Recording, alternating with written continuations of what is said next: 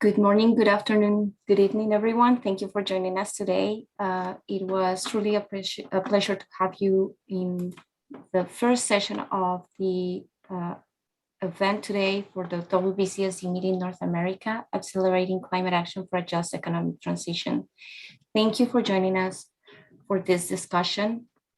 Today, we have a fantastic array of speakers that have joined us today, and Brad Sparks, Executive Director of the Prince of Wales Accounting for Sustainability Project, A4S, here in the United States, has been great in accepting our kind invitation to speak to us.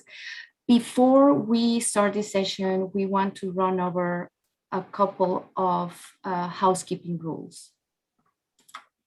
So please remember our antitrust statement reminder to avoid any discussions or conversations of competitive sensitive topics such as pricing, bid strategies, boycotts, allocation of customer markets, output decisions, or future capacity additions or reductions. Also, keep in mind that we have muted everyone to avoid background noises. For this session, we'll kindly ask you pose your questions in the chat, and please raise your hand to intervene. Our moderator will make sure that you can follow up. This session is recorded and will be shared within our platform and on our social media sites. Please be aware of that.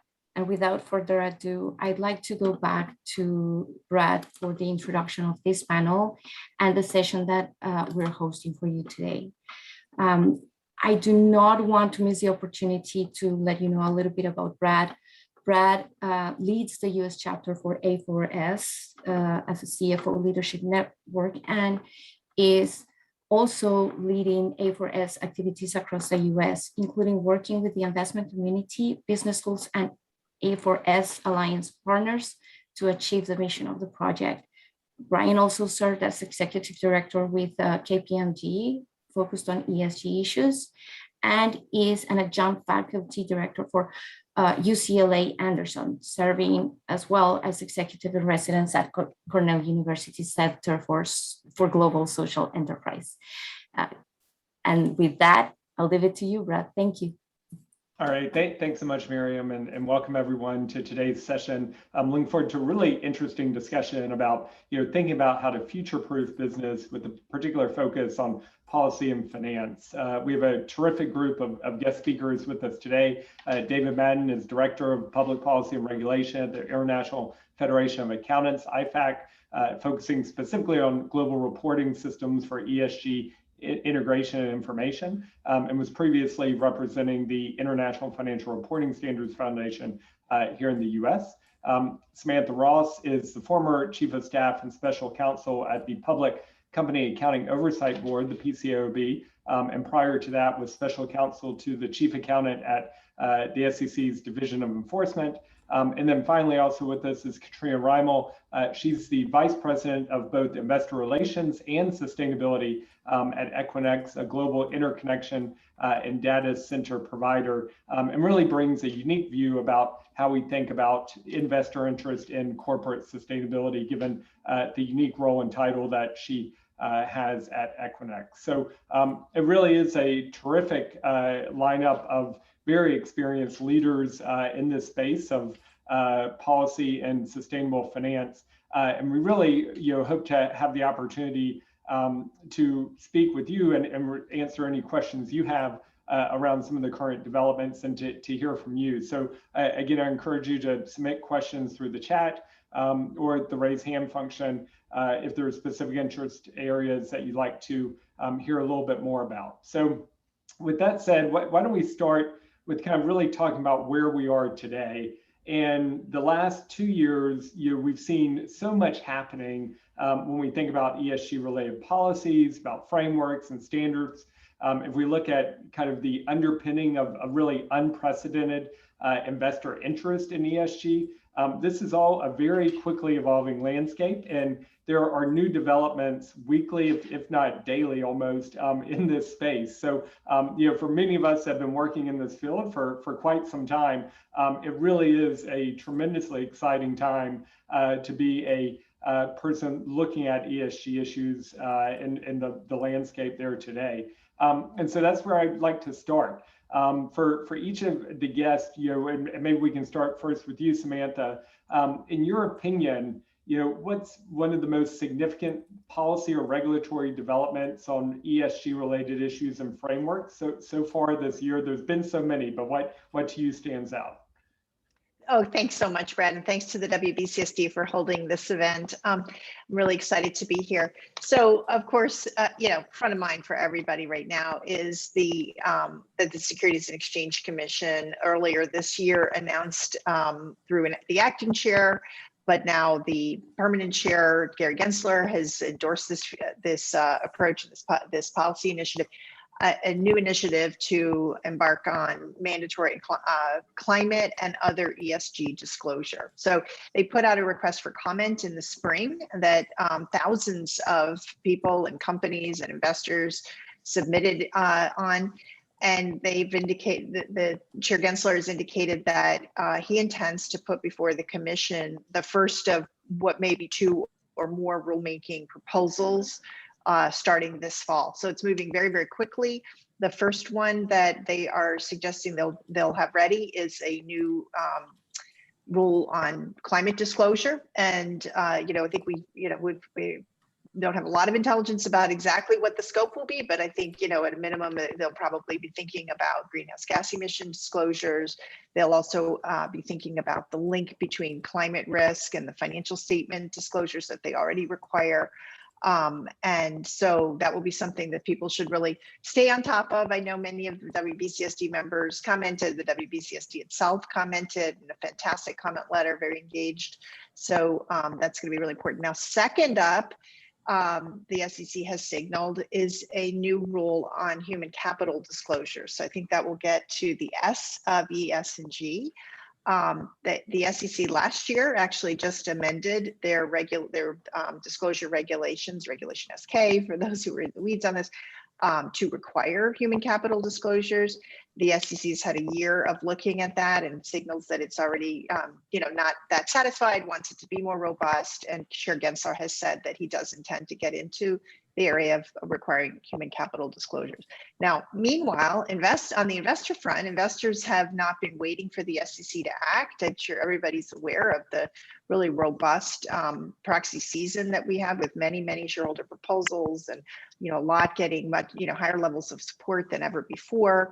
Many of those proposals related to climate disclosure matters. And so many companies I know are, already working, engaging with investors on, sort of meeting investor needs on climate disclosures, but also many of the shareholder proposals related to environmental justice, social issues, many successful shareholder proposals related to asking companies to disclose their EEO-1 forms.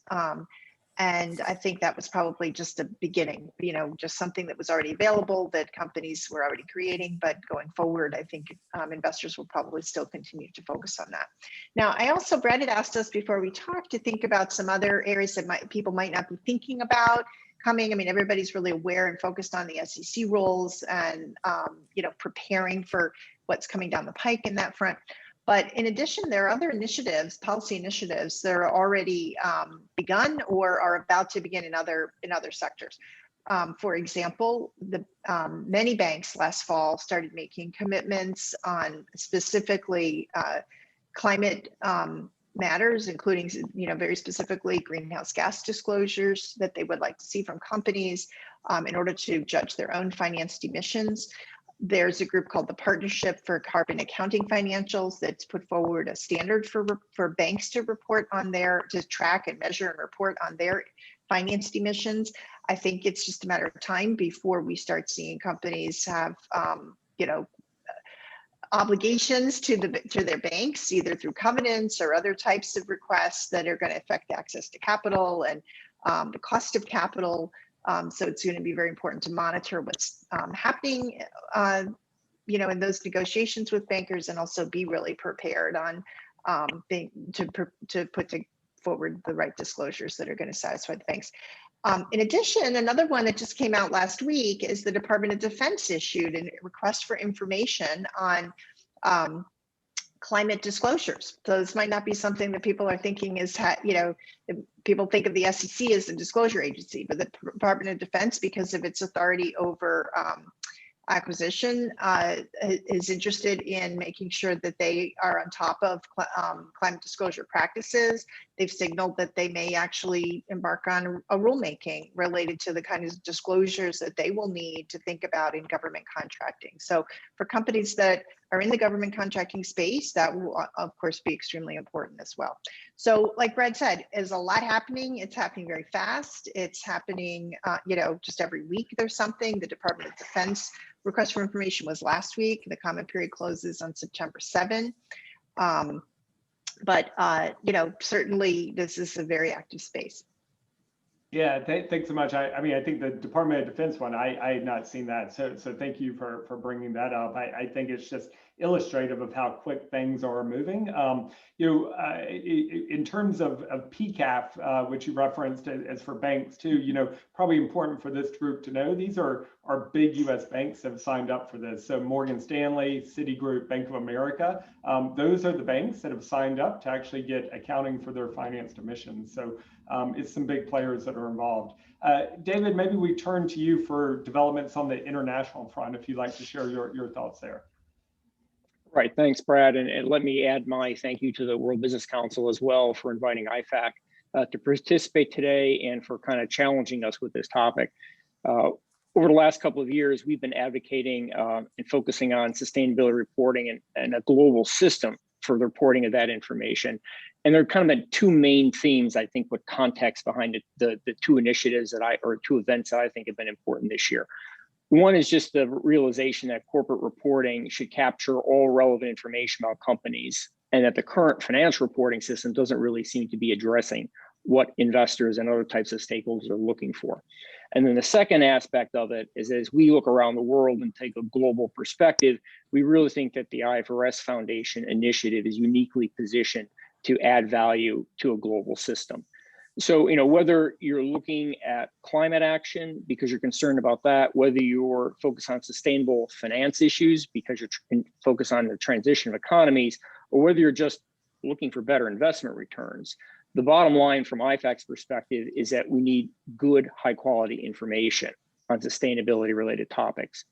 So on the global front, two initiatives. I mean, I guess you can't ignore the US on the global front, but Sam has already covered up everything that's going there. But I'd like to talk about what's going on in the European Union and what's going on with the IFRS Foundation. So throughout all of last year, there's a lot of momentum building up on both of those fronts. What's happened this year, recently in April, the European Commission issued its draft legislation for what's called the Corporate Sustainability Reporting Directive. So that directive, that legislation, if passed, would mandate sustainability related reporting by companies following what's called the double materiality principle. So what that means is that there'd be information required both on outward impacts of companies on society, as well as inward impacts of sustainability factors on the performance of companies and their ability to create enterprise value. What's reported will also need to be assured. It means that a new standard setting body would have to be stood up under EFRAG, which is the organization that currently reviews, analyzes, and endorses and recommends the adoption of IFRS standards for financial reporting for European companies. It's estimated that as many as 40,000 EU companies will be impacted by this. It also contemplates that companies who are cross-listed on European exchanges would also be required to follow these same reporting and assurance requirements. So that means that US companies who are listed on European exchanges are also impacted by this.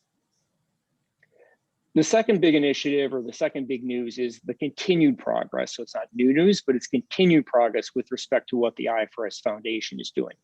They're moving decisively towards setting up a new board, an International Sustainability Standards Board, or an ISSB, that would be alongside the IASB for financial reporting and would be under the governance structure of the IFRS Foundation.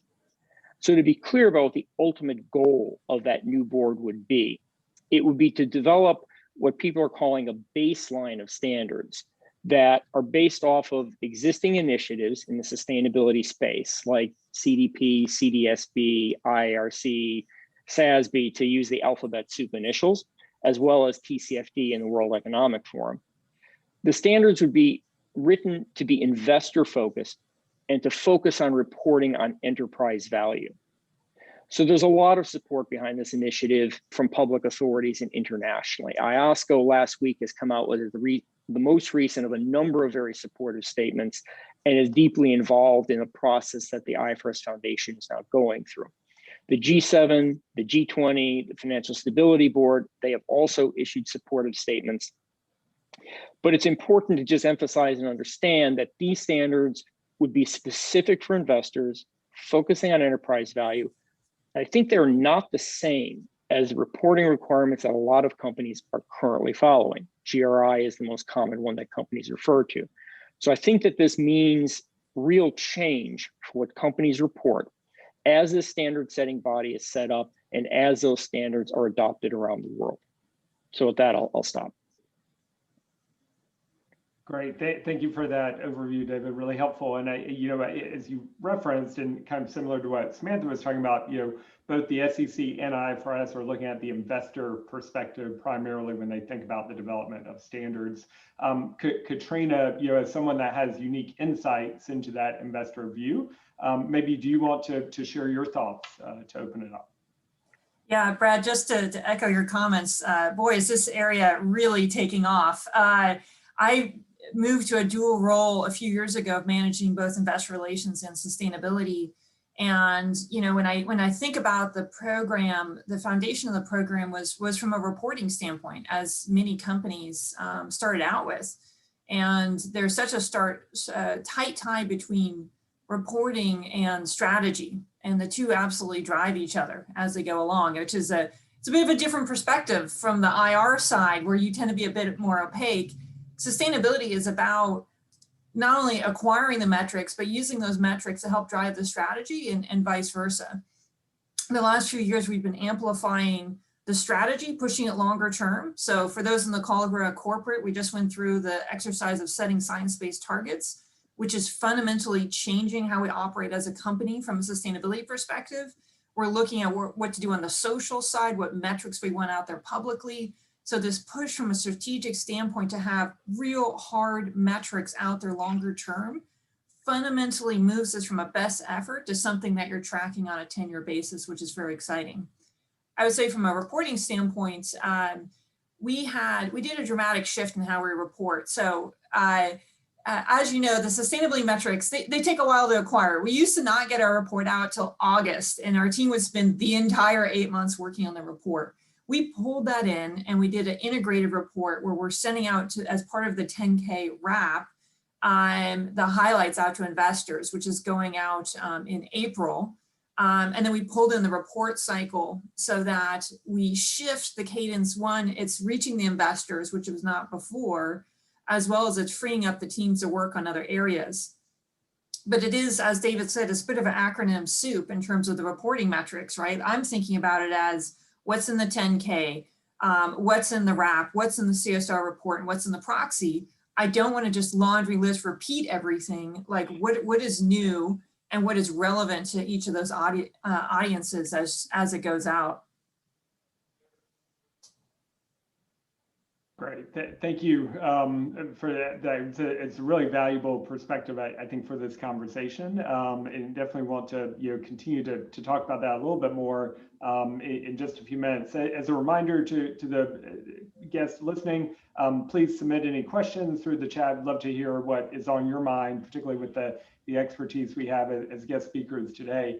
But for now, I'd like to go back to both Sam and David. And so, earlier this week, A4S participated in a CFO conversation with SEC Commissioner Heron Lee, and also from the IFRS trustee Larry Leva. And as one of that, in that discussion, one of the things that kind of stood out, right, is that per Commissioner Lee, the intention of issuing a proposed rule by the end of the year, again, climate first. And then thinking about the IFRS, the agreement on establishing the ISSB and actually making that established by November, right? And so the CFOs that we worked with, it raised this question of, okay, are these two different timelines, right? If the SEC is going to issue a proposed rule by November, the ISSB is only going to be established by November. Does that leave potential for divergence on what they do and how they issue something? Any thoughts on that? I think it's a really interesting question. Any perspectives? So I can make a stab at that first. I mean, I guess we'll have to, the short answer is we'll have to wait and see what the SEC proposes, because I'm sure they will be thinking about that. But, going back to the original financial reporting requirements back to the 1930s, the SEC has always had its own reporting requirements. That's known as Regulation SK today. That's where the management discussion and analysis, the description of business, I mean, a lot of really critical, that's considered to be financial, part of the financial reporting. That's always been under SEC regulation. And then separately, they've all, but, very much linked, they've also, required that companies include critical financial statements, which they have asked other entities to take the lead on in setting those standards. And that currently is the since the early 70s, that's the Financial Accounting Standards Board that writes financial accounting standards for financial statements that then get incorporated into annual reports. But that sort of dual reporting structure of having Regulation SK and financial statements has existed for a long time. That seems to work just fine. I mean, the management discussion and analysis is an important way to kind of link business strategy with the financial reporting, to explain the financial position and results, and kind of add anything that's needed to make sure the financial statements are comprehensible and understandable by investors. So based on what you're saying, I think that could be a framework that they're envisioning for sustainability reporting. What I think is going to be really important throughout is to constantly keep in mind the link between sustainability reporting and financial reporting. I think that's the bigger issue for CFOs, is that there be kind of a through line between sustainability reporting and financial reporting, and for investors, so that it comes across that these, that the information is coordinated. And that gets to Katrina's point. I mean, that is really, that's really excellent advice, Katrina, that everybody should be heeding about, kind of linking up the cycles and thinking about at least a wrap, so that the sustainability information, investors can see how that relates to financial reporting. And also, you don't end up in a situation where you already did your financial reporting and now you're going to do the sustainability reporting, and might be that there are clearly material factors that might have a bearing on financial results. So I think that best practices like what Katrina's talking about are really going to help with that effort. But I'll let David speak to the timing of the IFRS Foundation. But personally, I don't see that as posing any kind of serious problem. I think it's great timing. No, so Brad, I think that the way you phrased your question made me think that it sounded like a bit of a horse race, and unfortunately, I think I have to agree with that analogy a little bit, right? So listening to Sam's explanation of what needs to happen or how things can happen in the United States. If you look at what the IFRS Foundation is doing, and I'm sure what Larry would have addressed, in that conversation, is that they are looking to make a decision, announce a decision during COP26 in November. Personally, I think they'll go further than that. I think they will probably announce a chair and a vice chair. They will be very close to having a climate standard that they could expose. They probably might have location and staff sort of announcement. So I think that would give markets and participants a lot of confidence that they really are doing things in a sort of exceptionally speedy manner, right? IOSCO has set out a timeline that I assume most of the securities organization memberships agree with, and probably the IFRS Foundation as well, that suggests there would be an exposure draft in the first quarter of 2022 on climate reporting, and that there would also be an agenda consultation for the new board in the first quarter, and by the end of the second quarter, you could see the finalization of that climate standard, and you could see IOSCO actually endorsing that for use. But then there's what's going on in the European Union as well, right? So there, the objective is for EFRAG to have a first sort of batch of standards delivered to the European Commission and the Union by the end of October of next year. There's a lot of architecture that needs to be set up, consultative bodies, standard setting bodies within the EU, and the Corporate Sustainability Reporting Directive legislation itself has to be passed. So there's more to do there. And then you couple in with what the US is going to do in its timing, right? So you've got sort of more than three major initiatives kind of herding towards some sort of deadline.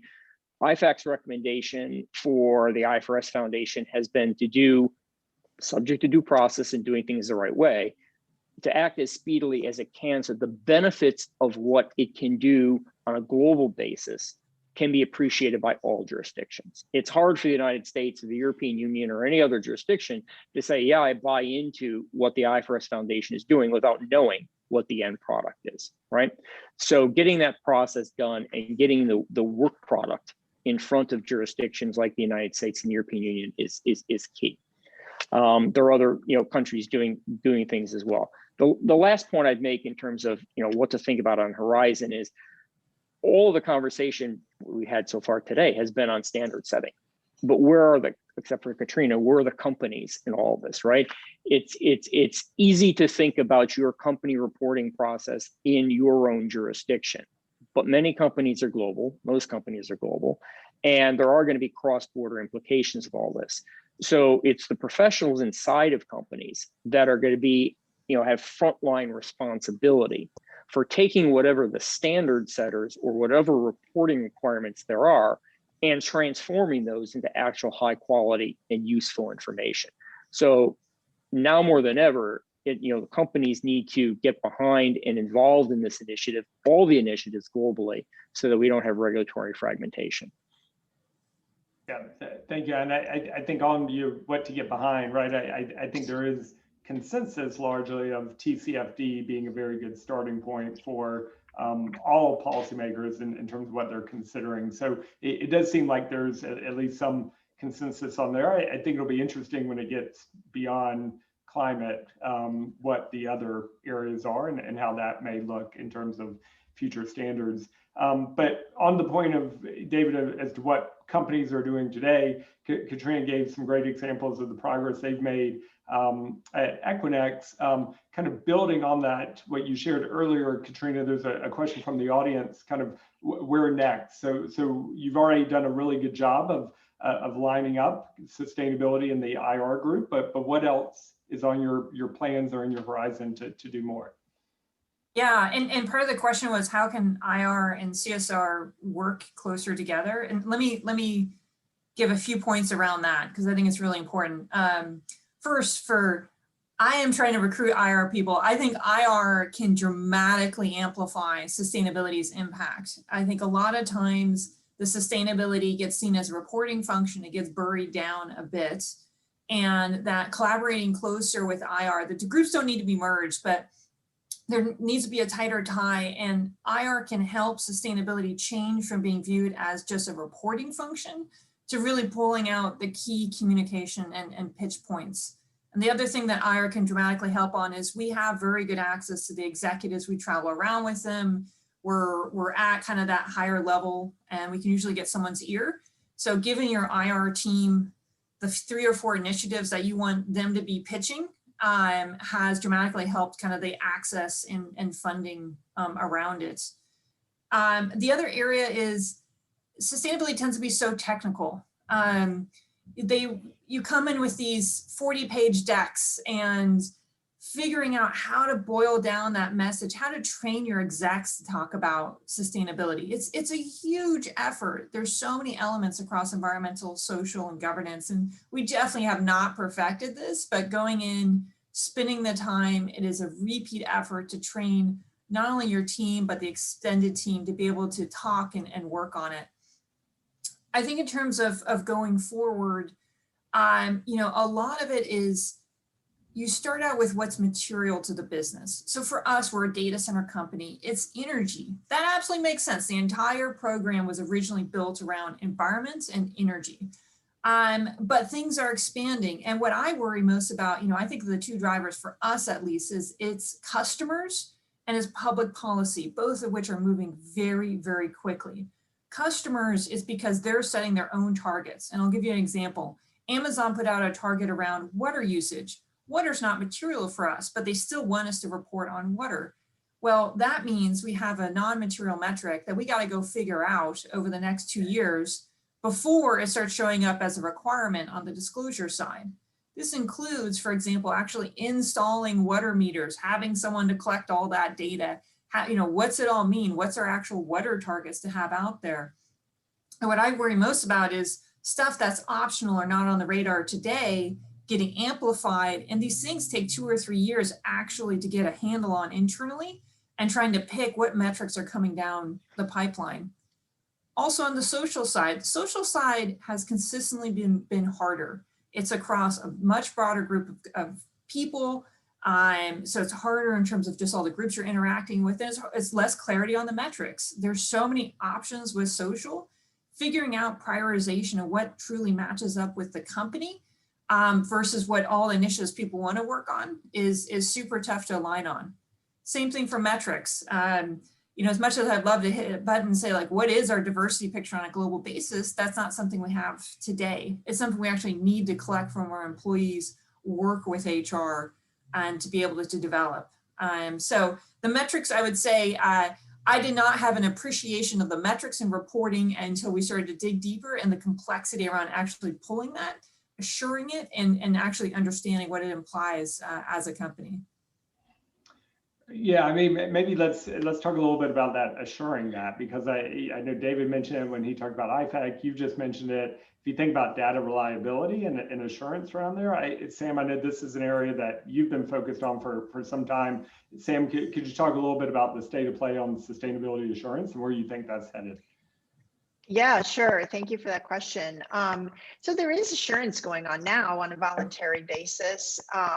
You know, especially over greenhouse gas emissions, but it's, you know, starting to appear over other aspects of companies' CSR reports. All of that, just like CSR reports themselves, of course, is voluntary. Because it's voluntary, there's a lot of diversity of practice. So there are some good practices, but there are also some really, you know, more problematic practices. And also it's very difficult, I think, for users to understand the differences in the kinds of assurance that are out there. There's just so many different models of assurance statements, levels of assurance, whether it's limited assurance or reasonable assurance, and also a lot of diversity among the assurance providers in terms of their skill sets. Like, you know, you definitely have the large accounting firms involved in assuring all kinds of sustainability information already, but probably the predominant assurance providers over sustainability information are not the accounting firms, but actually other types of firms like engineering firms, smaller consulting firms.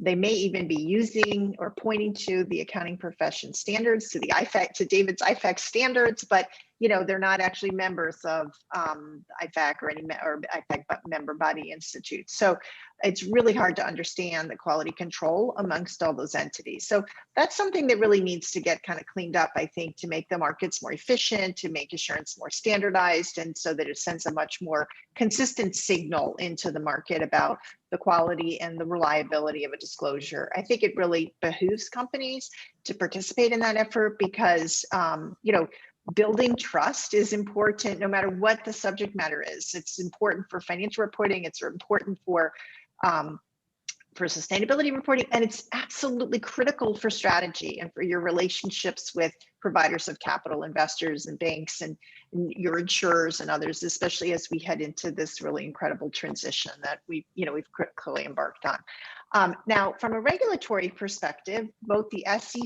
SEC has suggested in their questions that they are considering requiring assurance over some of the information that they require disclosure of. So we'll see where that leads. David also mentioned that the new ISSB standards, I gather, will be subject to some kind of assurance. And I mentioned that other DoD inquiry. Of course, that's only one of many that are coming out this year, but that even mentioned, well, please tell us about your verification practices. So I think the regulators are very much thinking about how to use assurance as a tool. I think that means that investors, companies, assurance providers all have a role to play in helping to construct this new infrastructure and to make sure that assurance plays an appropriate, critical, value-added role in the new disclosures. Yeah, great. And certainly as investors rely on that information more, the demands for assurance and high quality information will become even more important. David, right, I also know within the Corporate Sustainability Reporting Directive, I believe that has a proposed assurance requirement as well that could be applicable to, again, U.S. companies that have large operations in Europe. So anything you want to add from an international perspective? No, that's definitely the case with respect to the CSRD, and I think it's a 3 or 5 year review period. The Commission has signaled that it proposes to reevaluate how assurance is going, and initially, to use technical language, limited assurance is the level of assurance that is prevalent around the world and that the Commission is recommending in that legislation. But then after a period of time, they would do a review to see if the goal of reasonable assurance, which is the word usually associated with audits of financial statements, would be the ultimate outcome. So, Samantha mentioned trust. I would say, trust and confidence, and how should companies be responding? So verification or assurance, I think, is something that is a necessary component of bringing trust and confidence to the information that companies are reporting, right? So I know that sounds really self-serving when you work for a federation of accounting organizations, but I hope that more than just accountants would agree with that proposition, right? So IFAC partnered with AICPA this spring to do a benchmarking study. And we wanted to have a better understanding of how prevalent assurance is of sustainability information, who's providing that assurance, what level of assurance, and what the standards are for that assurance. So our review looked at 1,400 of the largest companies in 22 jurisdictions, the G20 countries, including Spain, as well as Hong Kong and Singapore. And to echo, what Sam said about voluntary practice in the United States, globally, there are diverse practices as well. And there are jurisdictions where assurance is required on a state basis, but in most places it is voluntary, as Sam said. So we have a ton of data, and we published a close to 50-page report, including all of that data. But let me give you the highlights, the storyline that we sort of see evolving.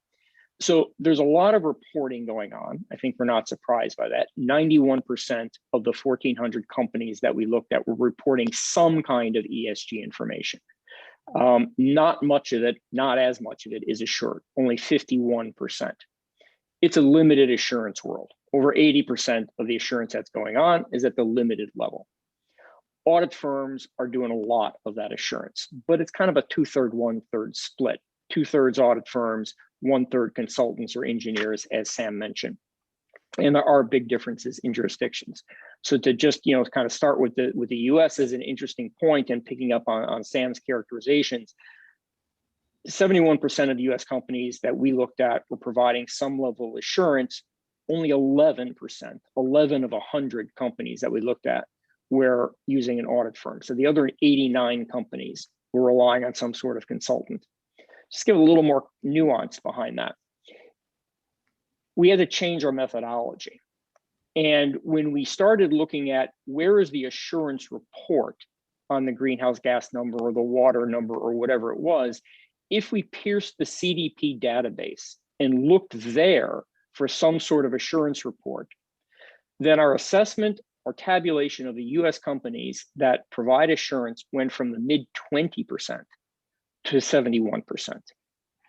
So we are not talking, in my opinion, about broad, robust assurance of sustainability information by US companies. So let's contrast that a bit with what's going on in the EU. And in our study, that was France, Germany, Italy, and Spain.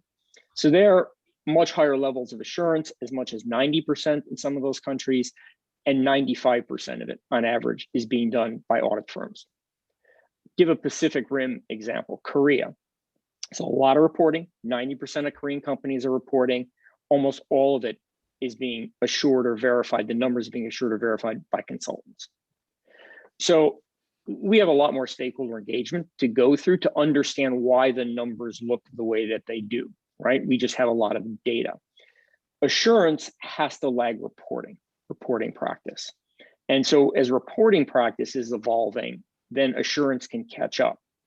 But what does that data suggest? What does the divergence in assurance practice tell us? Does it point to divergence in reporting? I think so personally. Does it point to divergent purpose or strategy for what and why companies are reporting? So, I'm a bit of the Debbie Downer here with the data compared to, what Katrina is telling with the story within her company, which I think may not be the norm as we look at, the data that I just went through. If I could just add something to what David said, thank you so much for putting out those statistics. But, the idea that a lot of companies are getting assurance and filing an assurance statement with CDP, I gather it's to, because CDP asks for it in their questionnaire and it's to get a higher rating with CDP. But think about that lost value of you already went to the trouble to get the assurance and you're not telling your investors that, because most investors don't know that. CDP's database is free, but you have to sign up for it and you have to go inside. You can't just Google for it. So most investors don't even know that assurance is existing. I advocate that really boards and audit committees get involved in this. The audit committee ought to be thinking of itself as a value enhancer to the company and not by, kind of clamping down on costs and making the overall audit cost cheaper, but to think broadly about how do we build trust? How do we create trust with our investors? And part of that is how do we strategize the kinds of assurance that we need, not just the bare minimum of the mandatory assurance, but what kind of assurance do we need? And, I'm not an assurance provider myself, so I'm not saying that with any kind of self-interest, but I just think that that's a very big missed opportunity by audit committees that could easily be corrected. Yeah, I'll add in. The other view to think about too is we're going through the green bond allocation report right now.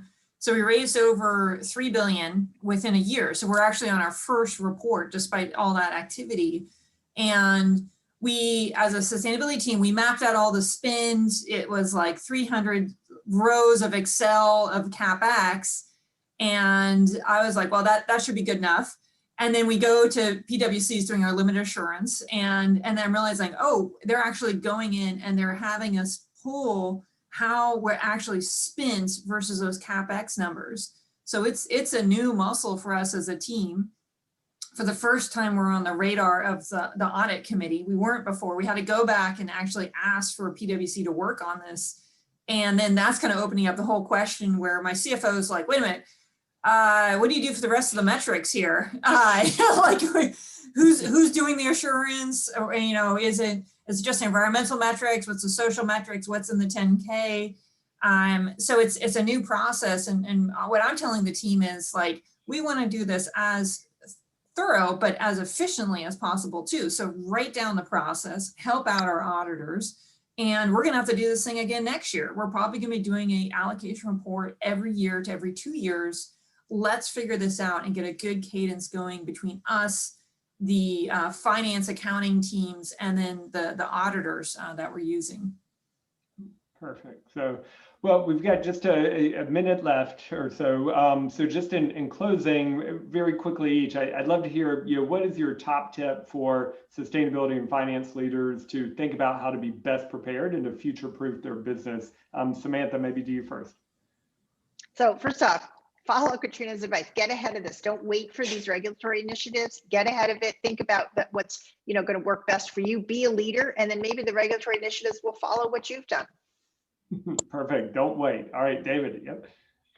I think that the top tip is that everyone needs high quality information, and companies need to be a voice in this debate for a global system. And given all the great work that's going on, in Katrina's firm, one study showed that only 7% of finance functions are actually involved in reporting of sustainability information. So I think better integrating, the work of people like Katrina across companies with the finance and reporting function is something that's important. Yep, perfect. Katrina, yep. I would say, understanding what's material to your business and what's driving your sustainability story. And what you want to be careful on is you want to stay at least in the middle. You don't want your regional strategies to start to get ahead, for example, in Europe, and then you don't bring it to your global strategy. So thinking about as regions, as certain customers, as public policy pushes ahead, how can you incorporate that into the global strategy so that you aren't dragging behind when you eventually have to report and have this as an overall consistent strategy. So that's where I really, I continue to have my ear to the ground of, okay, Europe's pushing ahead. How do we bring that back to having a global policy from a sustainability front? Perfect. And to close, my tip would be a bit similar to David. The finance team plays a critical role. A4S has a number of practical guidance documents that can help the finance team get up to speed. So feel free to leverage those at a4s.org. So thank you so much to Samantha, David, Katrina. Really appreciate your perspective and insights here. And thank you also to the WBCSD for hosting and organizing today's session. With that, I'll close it, and hope everyone has a good day, good evening. Take care.